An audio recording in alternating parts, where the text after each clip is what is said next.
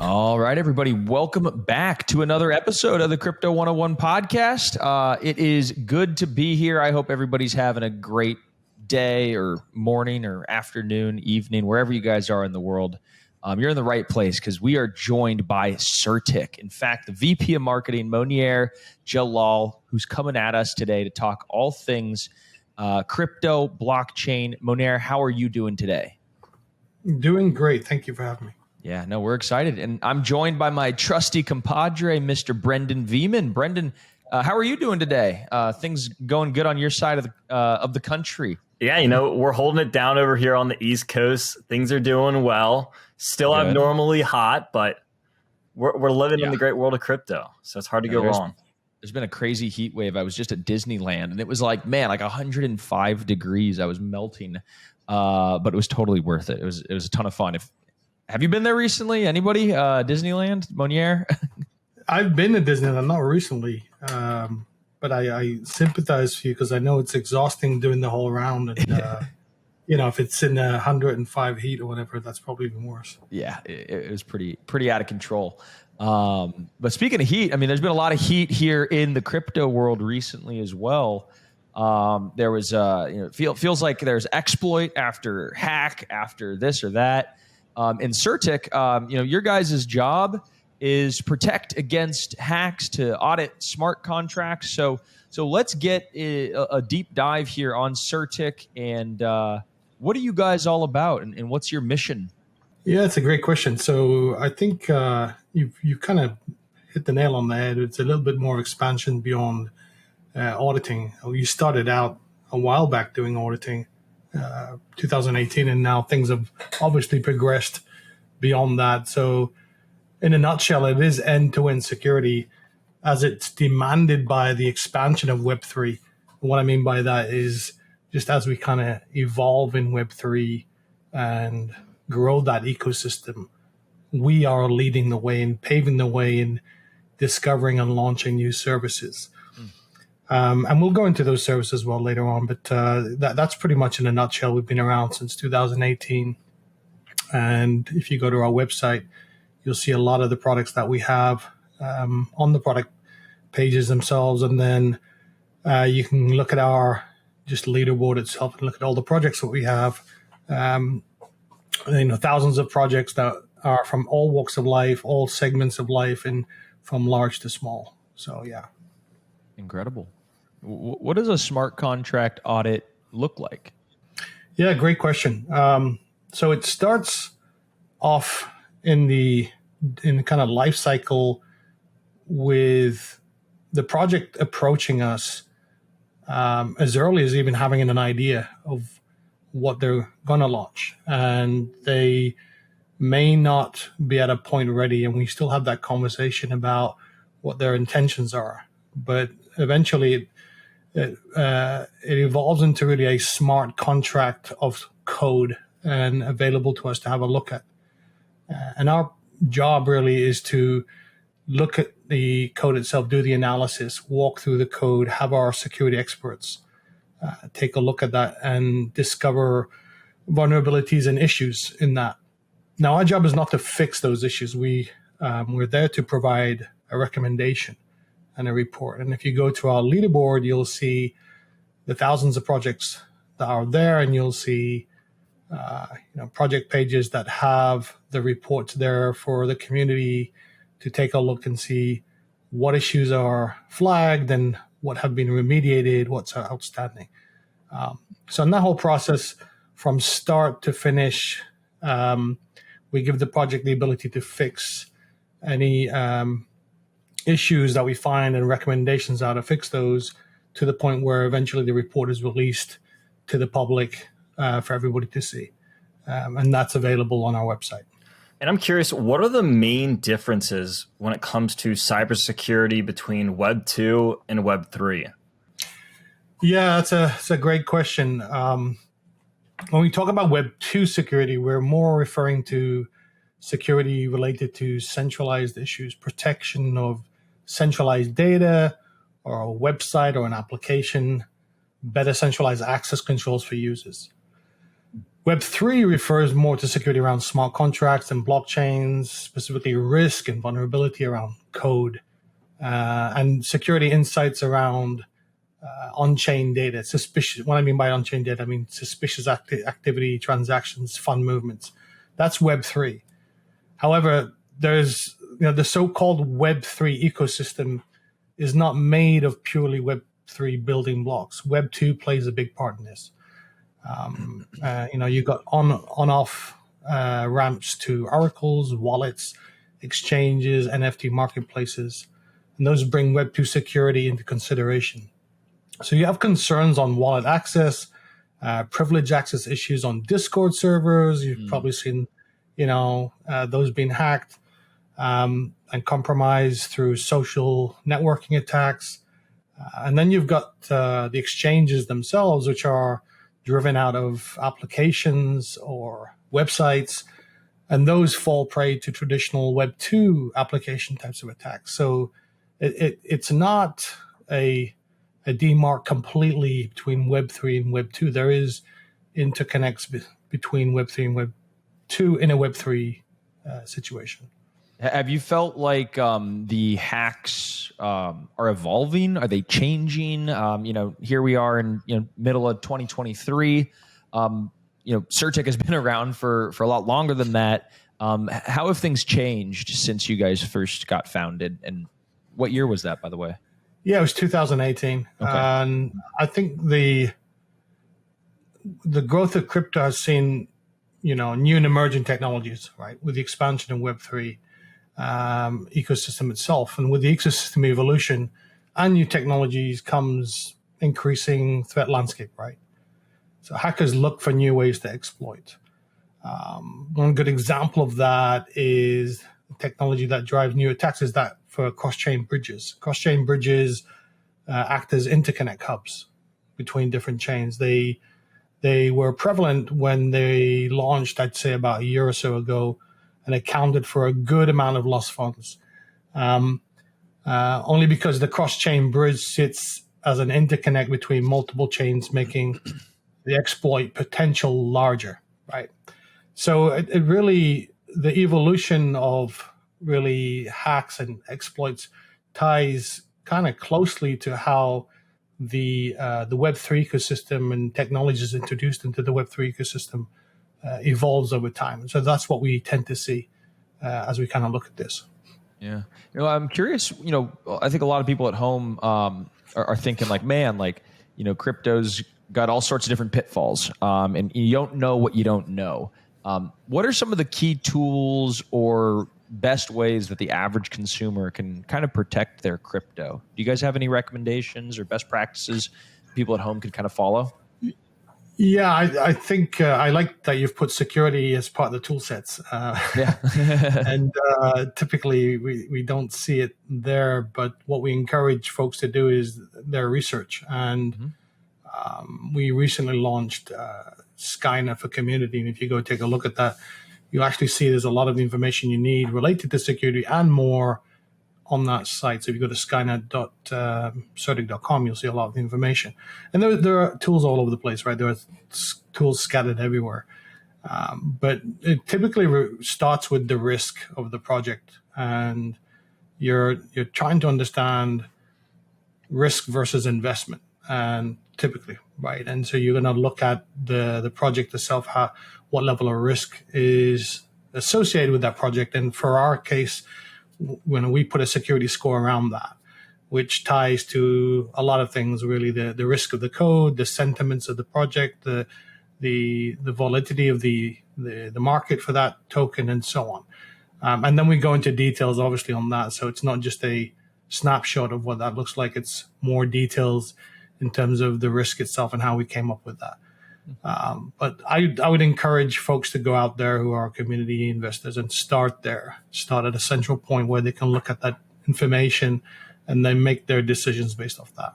And you've already partnered with some pretty well-known big names in the industry. We're talking like Polygon, Tether, Sandbox.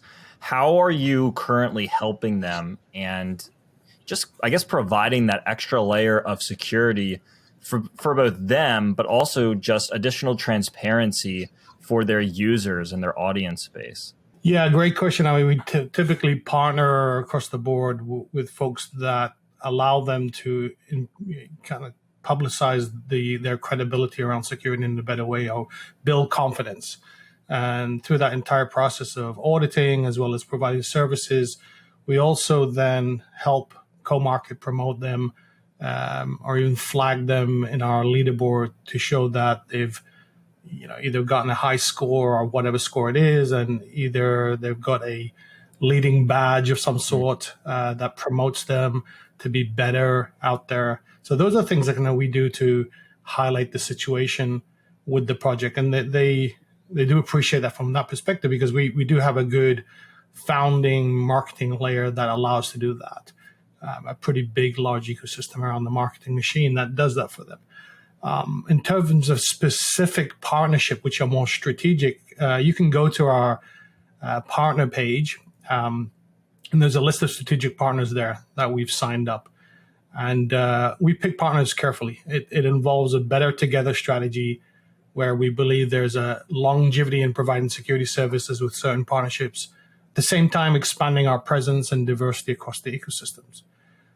Meaningful conversations with large chains, like you mentioned, Polygon, and leaders in the Web3 segments, Sandbox, whoever, right, makes sense as they allow long-term relationships for us. So from a strategic partnership, beyond just the general partnerships, we do have a list there, and we pick those carefully.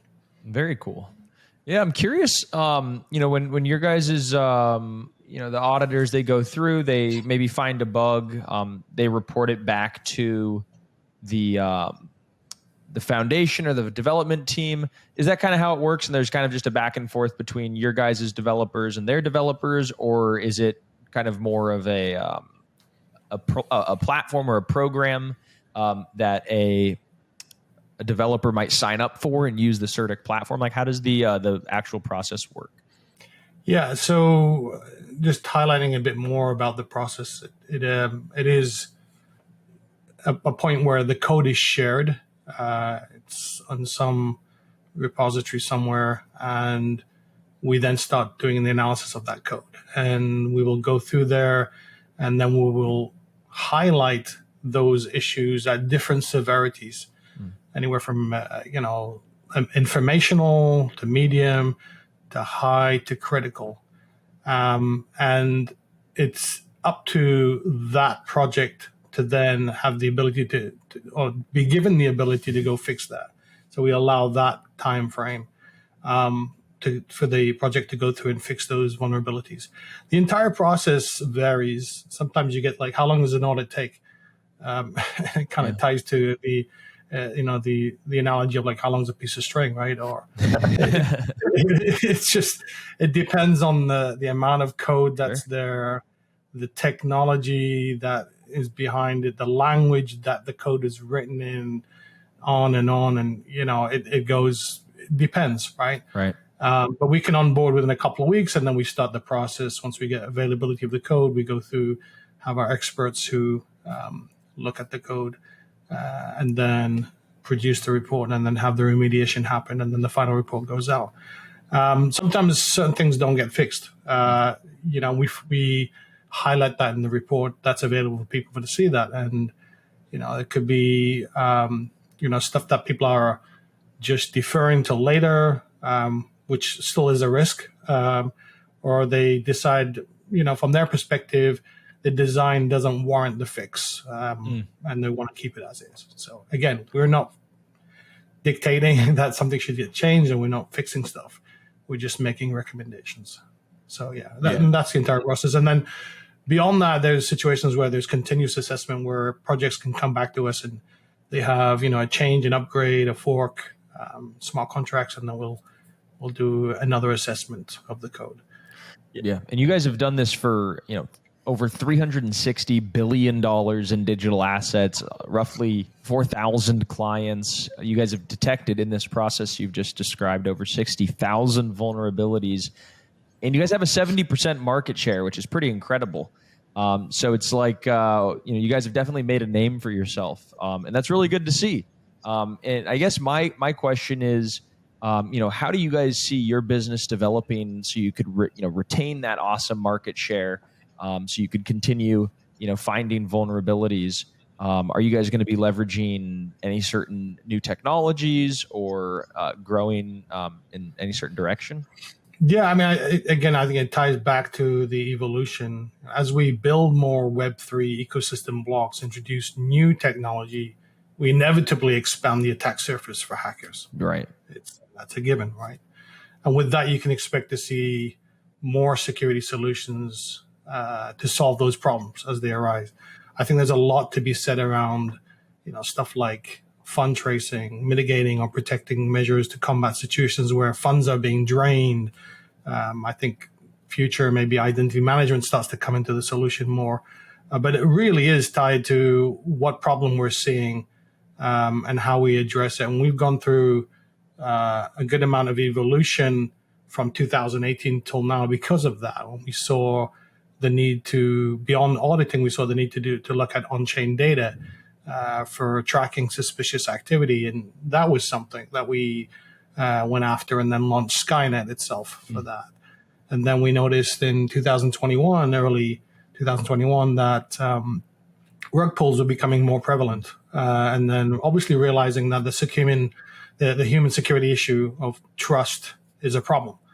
And we launched KYC for that reason. And then, somewhere along the line, as I said, Web 2 is part of the picture. We're also doubling down on pen testing for wallets and, exchanges and websites. And that became a thing, right? A need for that. And then we wanted to expand beyond that for more findings beyond the findings that we have, and launching our bug bounty program or platform and bringing in ethical hackers to cover that as well. And we'll keep going like this. We'll still keep going, looking at innovations and looking at new problems on the horizon and how to go after that. Our mantra is simply this: it's securing the Web3 world. It is end-to-end security. It is not a point solution just for auditing. There's plenty of auditors out there. We're not about that. We're about the end-to-end journey from start to finish. And there's lots of pieces that make up that end-to-end journey and lots of security solutions that need to be there to address that. And that's what Surtic's all about. And that kind of raises a question for me, because this year we've seen AI really come to the forefront of crypto. Anything that even has the word AI in it or attached to it kind of just went ballistic at the beginning of this year. And we kind of saw the whole crypto industry grasping for straws, trying to figure out how they can really incorporate artificial intelligence in all these different ways. But where I'm curious is, where do you think artificial intelligence can specifically help the security side of things? Like, how can we use AI to help further security in crypto? Yeah, I mean, you're right. There's been a lot of push and change and happenings going on with AI. I'm surprised daily to see new scenarios being covered by AI and you're looking for the future of what that's going to hold, right? I think there's a number of interesting scenarios for AI where security is concerned, and playing really a supplement to security, not a replacement to current security processes. AI bots could be used, example, to monitor transactions in real time, identify suspicious patterns, and even intervene to prevent fraudulent activities. But again, false positives could be a problem with that, right? These are algorithms, and AI is problematic sometimes based on the amount of data it has. So that's what I mean by supplement, not replace. So the reality could be that these would be recommendations with humans making the final decision. We're seeing a lot of trends now with AI in the kinds of day-to-day scenarios where security was kind of thought about with ChatGPT in mind. I gave a talk not last. It feels kind of too far back, but just early this year, where I talked about ChatGPT being used to audit a project. An actual fact that a project came to us and said, "Hey, before I go ahead and ask you to audit, ChatGPT has audited And we kind of took a look at it. And the reality of the situation is really that where it's a very simplistic, coarse-grained, issue, ChatGPT does a good job. It will find it. And again, depending on like how much data it has, that the false positives on that could vary, right? Mm-hmm. But what we did find is there was a good amount of findings that just couldn't work out. It just couldn't detect. It couldn't come up with it. And this is the difference. And this is why I say it's a supplement, not a replacement. And in those situations where you still have a gap on complex issues that ChatGPT can't find, the experienced human is still required, right? So you've got verification, which is absolutely needed for something that's AI driven. And then you've got the most complex issues that you can't have AI find. And it is similar to the analogy I gave in my talk, which was if you take a baseball and a piece of cheese and you show AI and say, what are these? It'll say, oh, yeah, that's a baseball. That's a piece of cheese. But if you take AI, two pieces of cheese, one is cheddar and one is Swiss, and you say, what are these? It'll say just cheese. Mm-hmm. It doesn't know the difference. It really doesn't have that level of complex expertise to know the difference. And that's where the risk, lies, right? And so, yeah, I mean, the ChatGPT, the movement of AI, all this is sparking interest in scenarios for security. And I think there is a good place for AI with the level of guidance and management around AI. But in all respect, is not a replacement. It's a supplement for the solution. Yeah, I think that's really good stuff. Pretty spot on. And I'm curious, do you think that every sort of crypto project, or just in terms of the future of KYC, will everything have to have KYC, or will there be, in your opinion, a kind of a bifurcation? Yeah, it's a great question. Unfortunately, KYC is not a widely adopted mechanism in industry for addressing human risk. I mean, generally speaking, projects that want to promote trust to their community will adopt to do KYC. And we actually incentivize in the process through KYC by allowing projects to acquire badges. In actual fact, our KYC program allows for gold, silver, bronze badge, depending on how much KYC level you've gone through and how much you've achieved. Oh, nice. And CertiK also has the obligation to push a project to KYC if it suspects high risk during the sign-on process. But still, projects can go and go elsewhere and then go get their auditing done elsewhere and bypass KYC. Even though CertiK has a very rigorous KYC process, we actually still see interesting scenarios around proxy KYC actors where paid actors are masquerading the true owners. And we detect those. But I certainly would like to see all security providers adopt KYC process, but we're not there yet. Absolutely. Very interesting. Has it ever occurred that a project kind of came in and you guys discovered a vulnerability, you disclosed it, and then you find out in the news a few weeks later or whatever that they apparently didn't pay attention to that or didn't address it and they end up getting hacked? Yeah, so that kind of doubles down on this comment I made around we're a company that provides reports and recommendations. Finally, it's up to the project to make that choice to fix something or not. I think centralization issues are more prevalent out there. And we've actually recently, in the last couple of weeks, we've launched our kind of centralization front and center features where we're now highlighting centralization more in terms of making sure that people can see that there are issues. But there's been situations where both issues are being flagged but not addressed, which results in a hack. Or there is more interesting issues where beyond the scope of what we've audited, meaning this is the code, we've audited this, but there's other code that we haven't audited, which is out of scope, which gets hacked.